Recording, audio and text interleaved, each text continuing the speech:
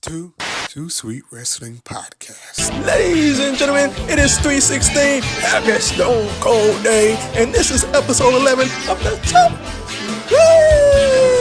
Podcast. Yes, ladies and gentlemen, I'm fired up about the topics today. Yes, indeed. I'm not going to waste any time.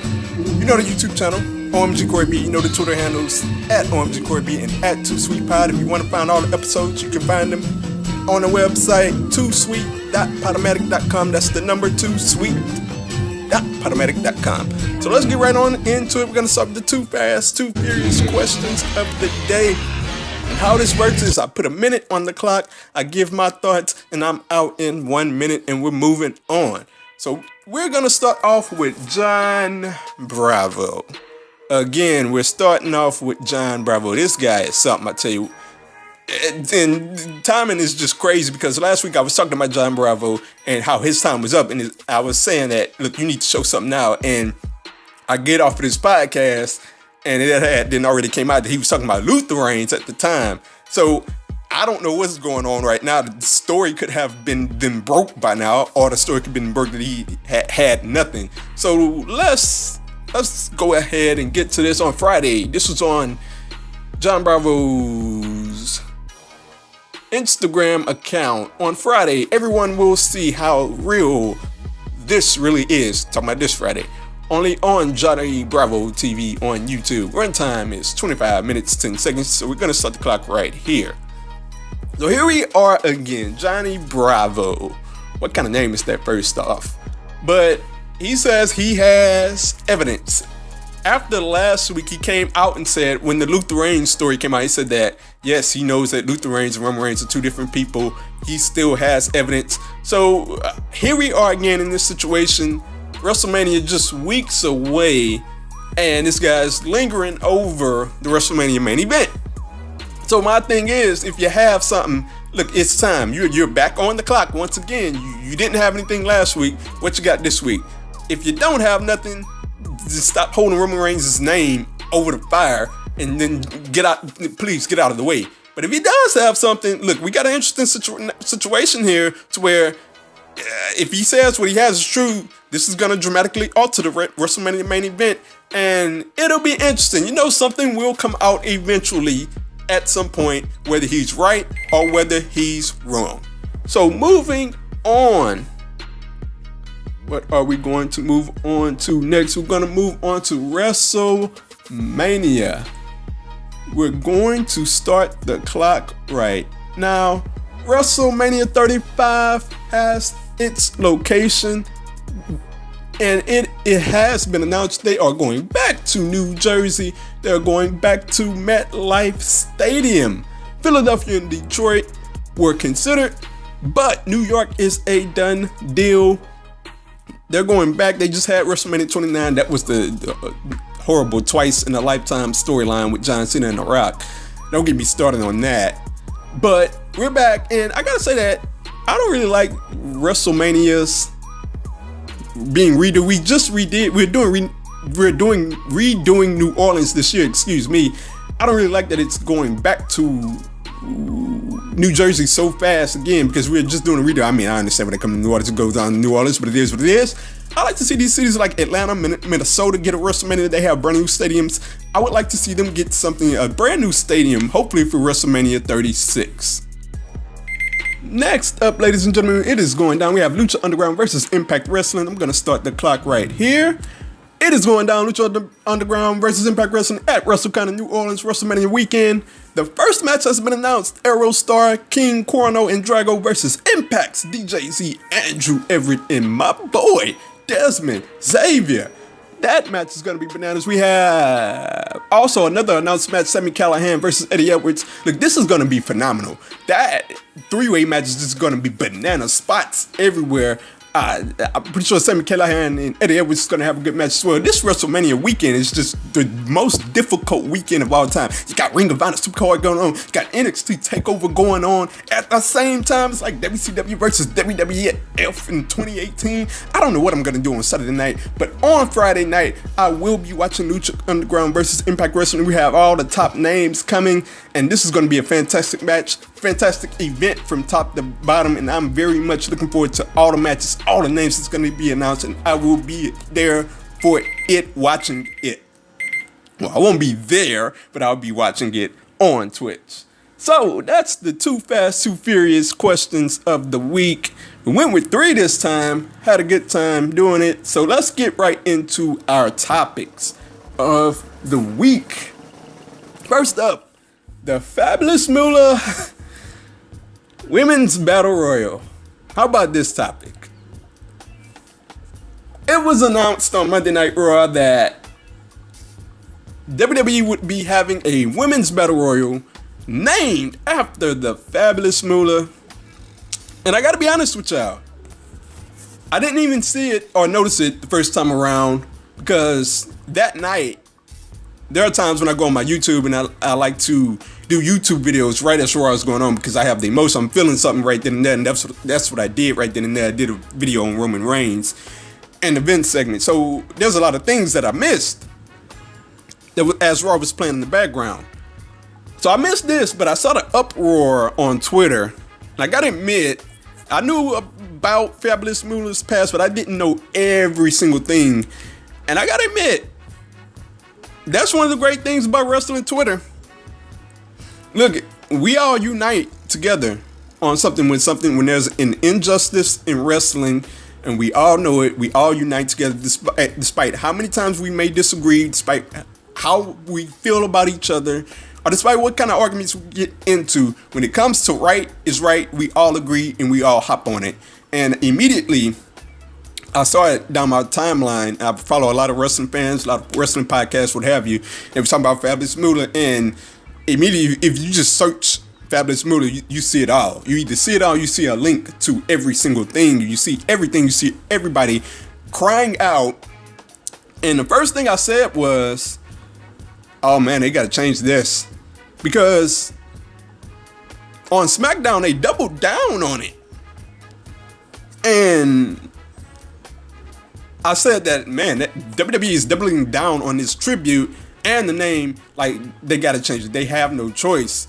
So Wednesday, or was it yesterday? It was one of those days I wake up and I see that the name is being changed. WWE is changing the name to the Women's Battle Royal. I have no issue with the name change, the Women's Battle Royal. That's perfectly fine with me. But here's where the issue came in. Now, I had a little bit of an issue, and I'm going to get to that, but here's the big issue came in. Stephanie McMahon sent out a tweet. And let me find that here. I'm sorry, I had it right here. I'm about to find that out.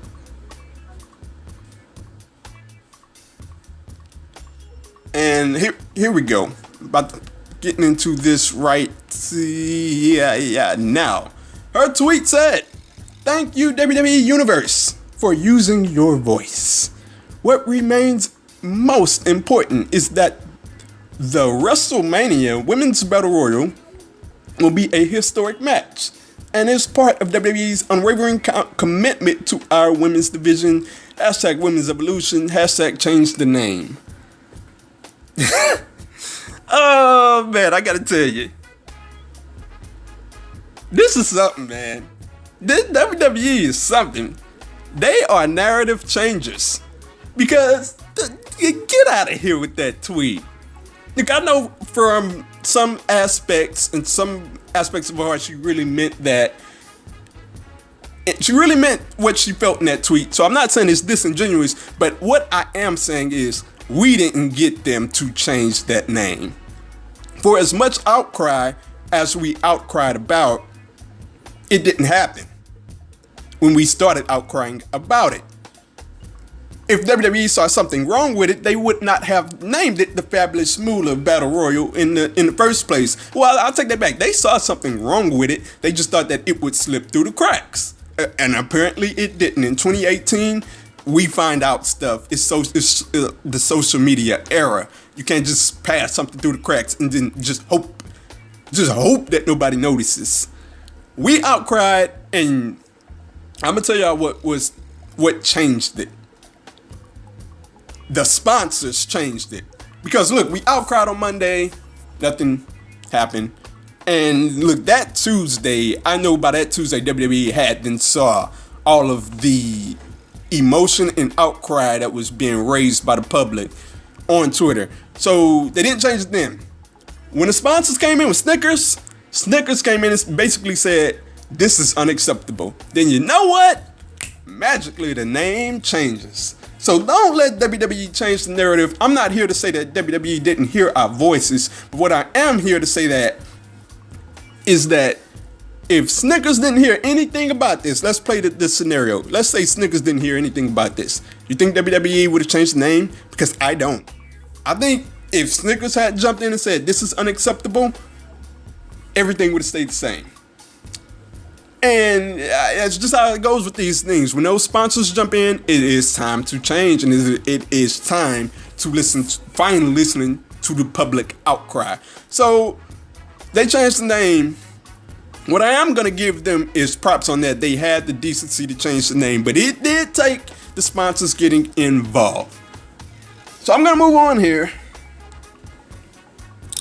And I'm going to move over to the subject. And that is, did Austin Aries have his Scott Hall moment?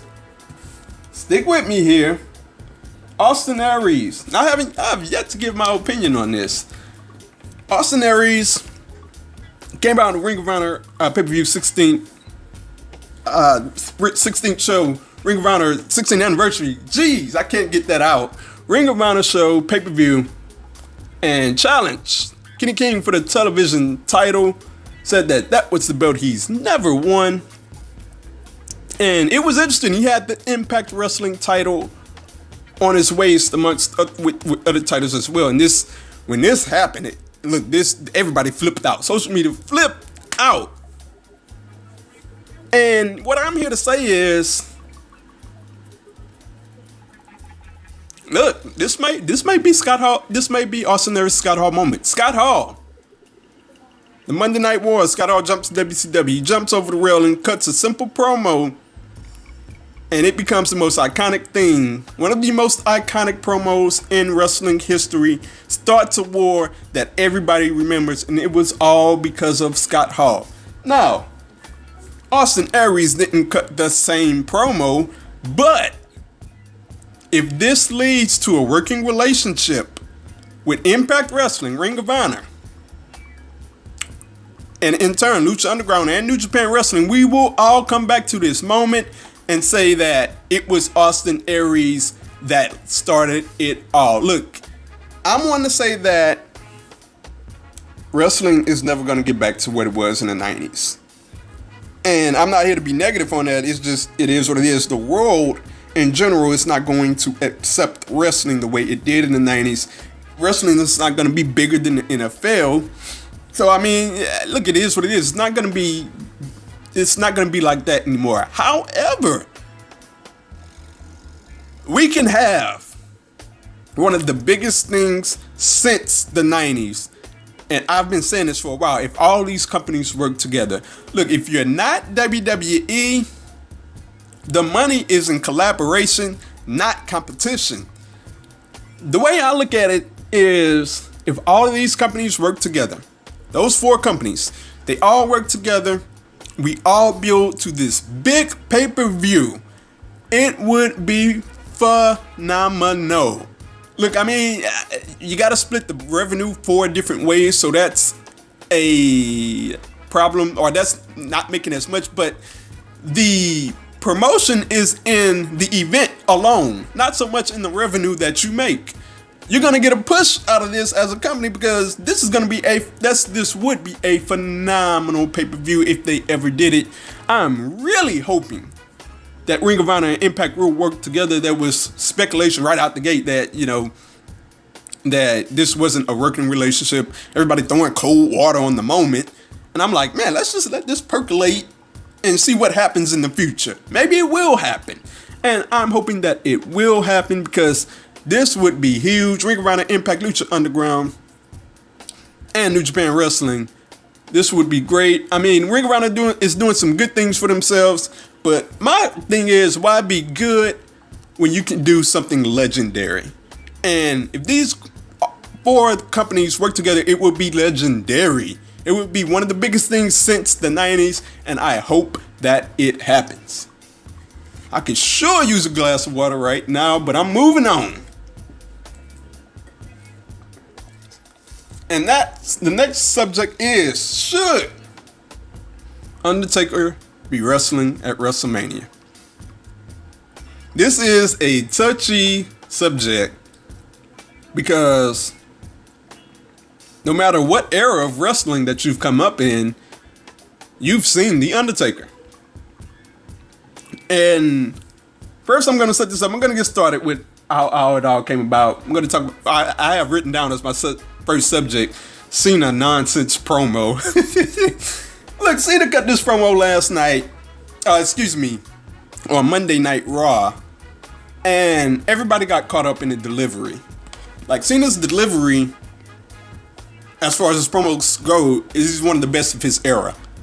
Bar none, the guy can deliver with the best of them. And he had great delivery, but what he was saying made no sense. Like, when I hear a promo, I gotta have good content that makes sense. John Cena, the same man that ran from Monday Night Raw when he couldn't win the Elimination Chamber,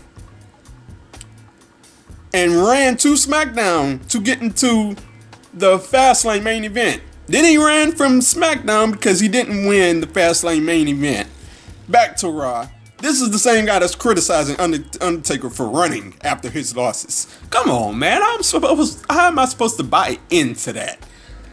But moving on to The Undertaker. Look, one of the worst things, there are a few things worse in wrestling than seeing your favorites get old in a wrestling ring.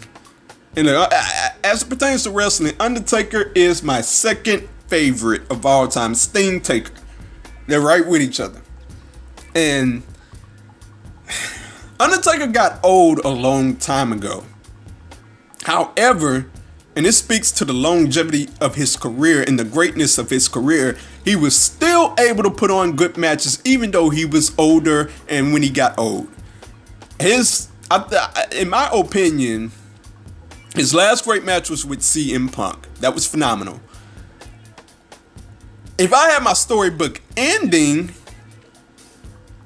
I would have had Undertaker retire at that end of an era matchup with Triple H, when Shawn Michaels was the referee. That was a good match. And they all had this iconic moment. They get down the rampway, they turn around. They go up the rampway, they turn around, and they have this iconic moment. They're hugging each other. And I really thought that should have been the end for Triple H and Undertaker.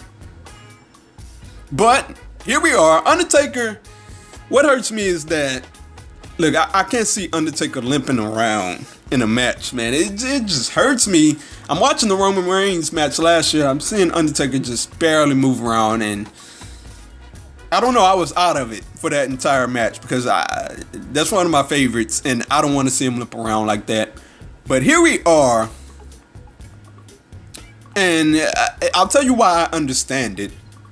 Why this Cena and Undertaker thing is going down. Look, I understand it because Taker has his right. This is Undertaker been in WWE for at least over 25 years now. Yeah, definitely over 25 years. They had the 25 years of Taker thing at Survivor Series that year. So he has his choice whether he wants to go out or stay. And Undertaker wants a WrestleMania match. I understand it from that standpoint. It could be a better match with John Cena. And I understand that they don't want to send Undertaker out on that stinker that he had with Roman Reigns last year. So from that standpoint, I understand it. But look, I don't want to see him limping around. And also, I admit that this kind of ticks me off. We had that moment last year where it nearly, I don't get moved to tears in wrestling, but that nearly moved me to tears, that moment Undertaker had in the ring last year. I saw one of my favorites going out. I thought that was the end, and now I look back on that moment with Taker coming back, if he comes back. I look back on that moment and say, last year means nothing. But I understand it. It's Undertaker's choice, and I'll be paying attention to the storyline. I see how it all turns out. So, lastly, but not leastly, as far as the subjects go, I saw something yesterday and I was like, when I saw it, I said, look, there's no way. There's no way. No way. But I'm going to get into it. Dave Messer on the Wrestling Observer noted that he believed that WWE has decided to nix the Bayley versus Sasha Banks match in favor of putting them into the Women's Battle Royal. He said, I think we got the whole card.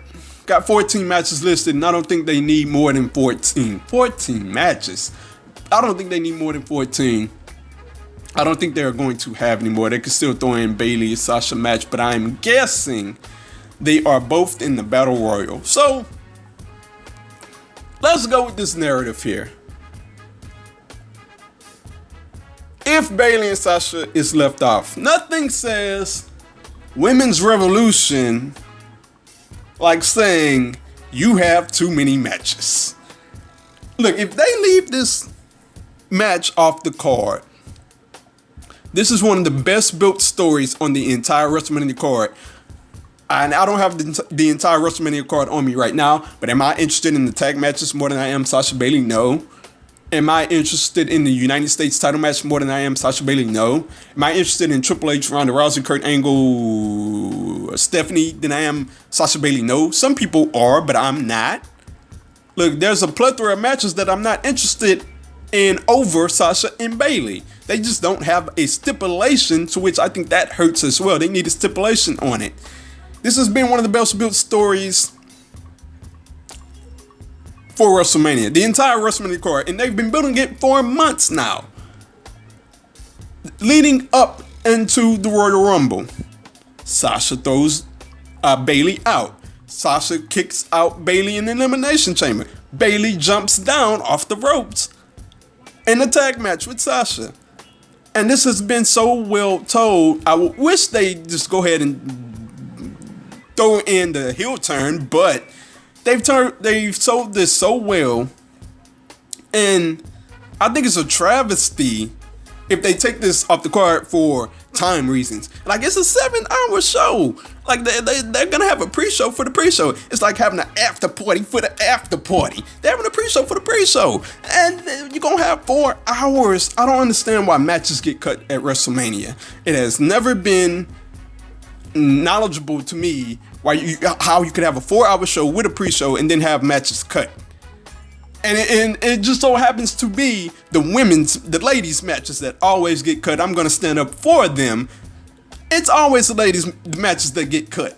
So they need to look at themselves and say, what do we need to do to make sure we have all of this time taken care of in the right places? They can cut down on the video packages for goodness sake, and for how long they are for goodness sake as well. That's one idea. And I mean, there should be no excuses. Sasha and Bayley should be having their match at WrestleMania, and at least for a number one contendership for the title. That would make it really well done, and it have stipulation on it as well. So I think it should go down. I think it's a travesty if it doesn't go down. So that's all of the topics for this week. Ladies and gentlemen, I hope you enjoyed the Too Sweet podcast. If you have any comments, let me know. You can find me on Twitter at 2SweetPod, the number 2 SweetPod, and at OMG Corey B. If you have any questions for next week, I will put them on this show next week, and I will start with them. Let me know.